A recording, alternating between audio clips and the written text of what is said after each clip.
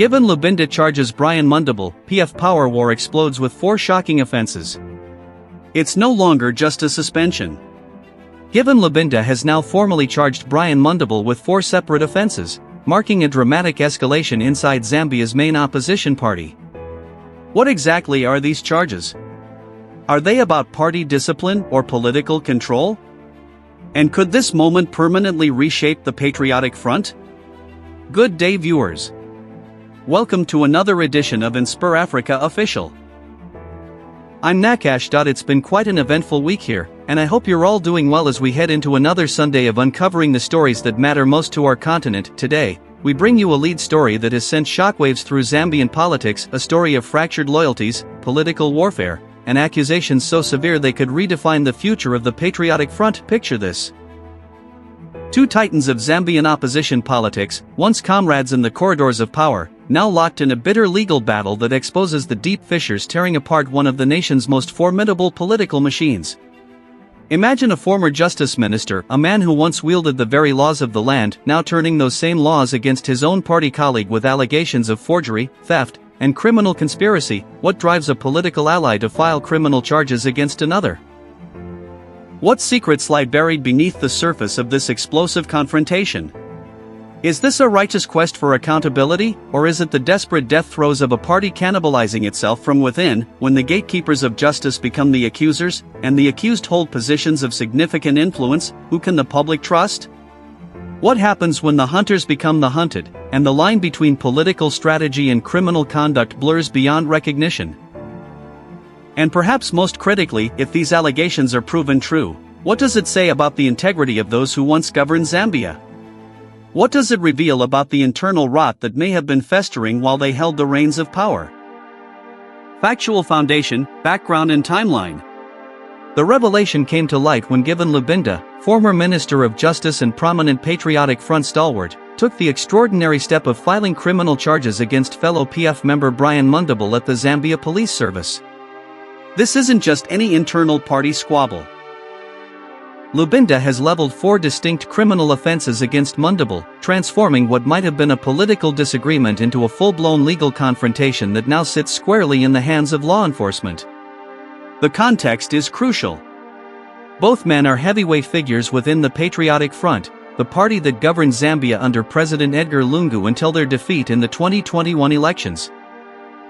Since losing power, the PF has been plagued by internal divisions, factional battles, and disputes over leadership direction, a common trajectory for opposition parties attempting to rebuild after electoral defeat. The specific timeline of this case begins with what Lubinda describes as unauthorized actions taken by Mundubile concerning party property and documentation. According to the complaint filed, the alleged offences include forgery of documents, theft, and other criminal activities that Lubinda claims were conducted without proper authorization or transparency. The charges were formally lodged at a Lusaka police station, where Lubinda provided detailed documentation to support his allegations. The police have since confirmed receipt of the complaint and indicated that investigations would commence to establish the veracity of the claims. What makes this case particularly explosive is not just the nature of the allegations, but the stature of both the accuser and the accused. Lubinda, as a former justice minister, brings a certain legal gravitas to his accusations. He is not a man unfamiliar with the machinery of justice or the weight of criminal allegations. Mundubile, on his part, has been a vocal figure within the PF's opposition activities and holds significant influence within certain party circles. The 4 shocking offences that form the basis of Lubinda's complaint have not been fully detailed publicly, but sources indicate they relate to the handling of party assets, documentation irregularities, and actions that Lubinda contends constitute criminal breaches of trust.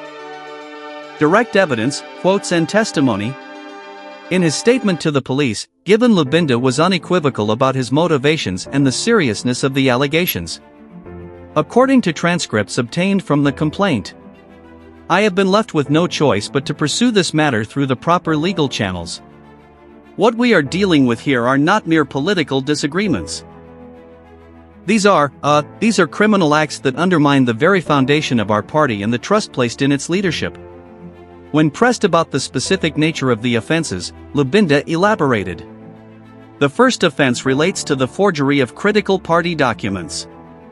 These documents were altered without authorization, without transparency, and without the knowledge of the legitimate party structures. This is not politics, this is criminal forgery. Continuing his statement, Lubinda addressed the second allegation. Secondly, we have a clear case of theft. Party property that belongs to all members of the Patriotic Front was misappropriated, taken without consent, and used for purposes that were never authorized by the party's constitutional organs. His voice reportedly grew more intense as he described the third offense. There's also the matter of criminal breach of trust.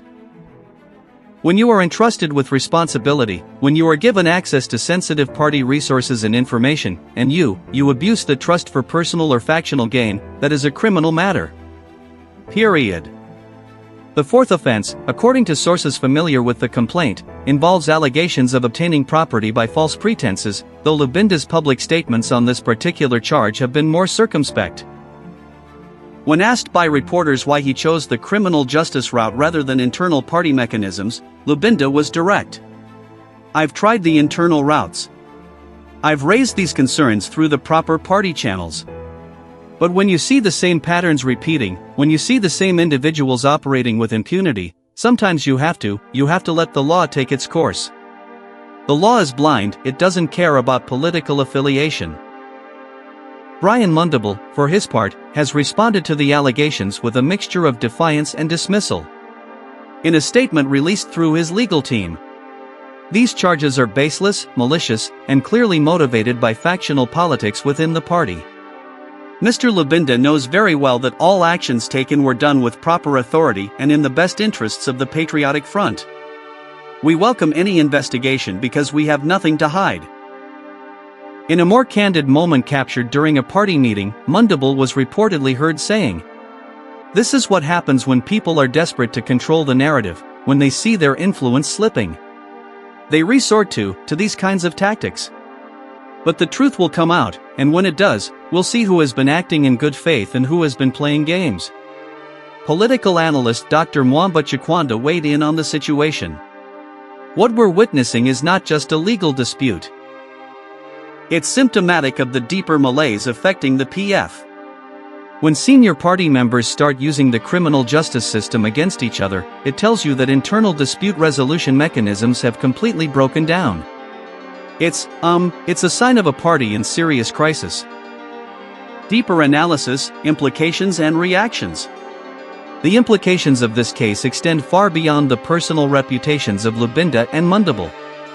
This is fundamentally a story about the state of opposition politics in Zambia and the internal contradictions that threaten to tear apart one of the country's major political parties. From a legal standpoint, the charges carry significant weight. Forgery, theft, and criminal breach of trust are serious offenses under Zambian law, carrying potential penalties including imprisonment.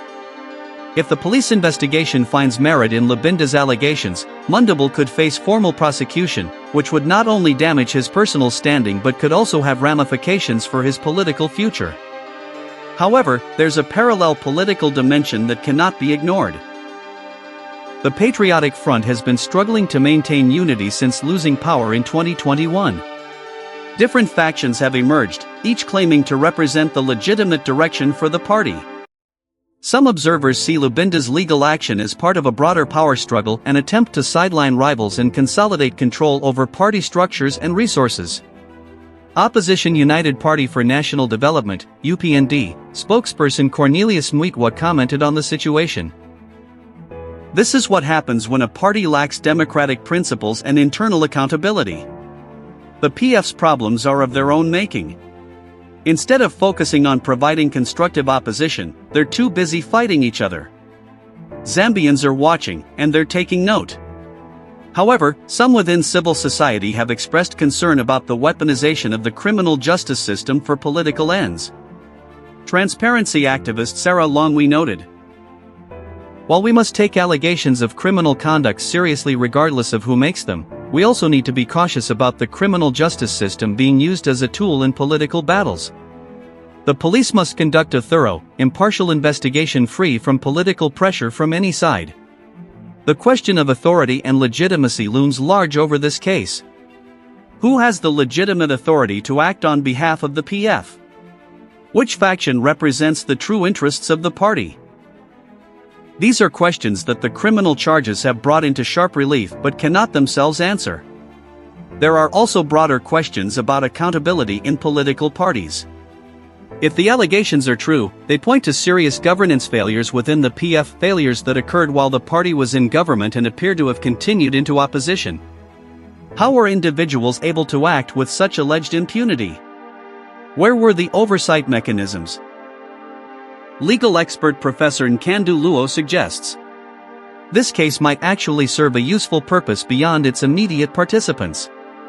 It could force a conversation about internal democracy in political parties, about transparency in how party resources are managed, and about the mechanisms for accountability when things go wrong. Yet ambiguities remain. The specific details of the alleged offenses have not been fully disclosed publicly.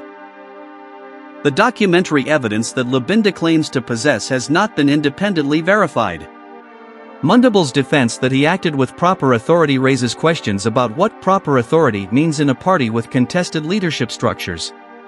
Some party members, speaking on condition of anonymity, suggest that both Lubinda and Mundubile are maneuvering for position ahead of anticipated party elections or leadership transitions. Others believe this represents a genuine breakdown of trust and legal propriety that transcends mere political calculation. What cannot be disputed is that this case has become a public spectacle that damages the PF's credibility as an opposition force. While the ruling UPND faces its own challenges in government, the PF's internal warfare provides a stark contrast and makes it difficult for the party to present itself as a viable alternative. And so, viewers, we find ourselves watching a political drama unfold that raises more questions than it answers. Will the police investigation uncover evidence of criminal wrongdoing, or will this be dismissed as politically motivated accusations?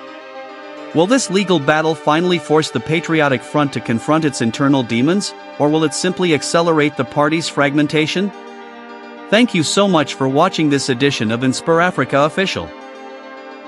This story is still developing, and we'll be following every twist and turn as the investigation proceeds and as the political implications continue to ripple through Zambian politics. I want to hear from you. What do you make of these allegations?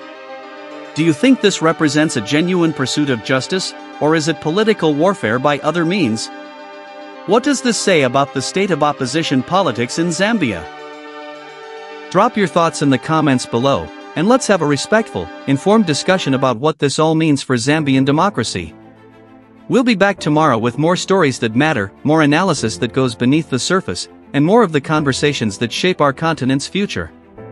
Until then, stay informed, stay engaged, and stay inspired.